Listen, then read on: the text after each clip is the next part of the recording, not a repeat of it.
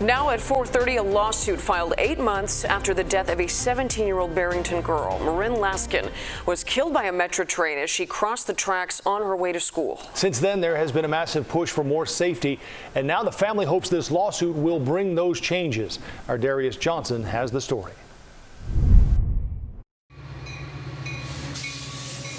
On the cold winter morning of January 25th, 17-year-old Marin Laskin never made it to class at Barrington High School after trying to cross these tracks.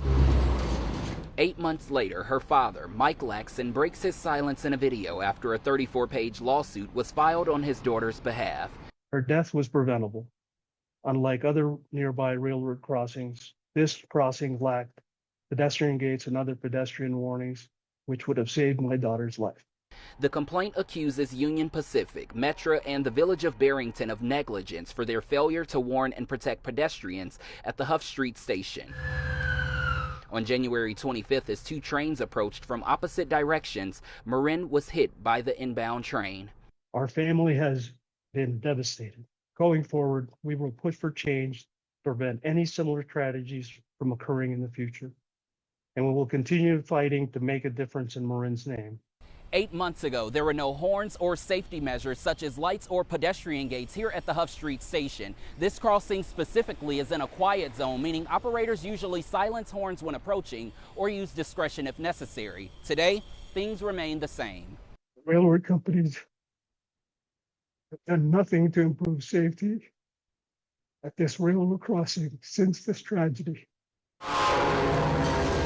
Illinois Commerce Commission data shows before Marin died, 2 other pedestrians were struck by trains here. The lawsuit says nothing was done to improve pedestrian safety or understand the risks of pedestrians at these tracks.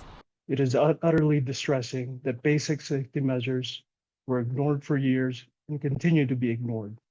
It is even more troubling to learn that no agency or company ever performed any pedestrian safety studies for this crossing.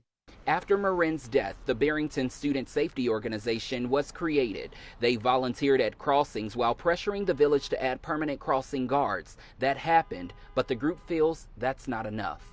Because the crossing guards have been hired, that doesn't mean that the work is done. Now we want to see traction on the pedestrian crossing gates. It has come to my attention that the village has received over $1 million recently from the state to install pedestrian gates, but we have not heard any updates on the project.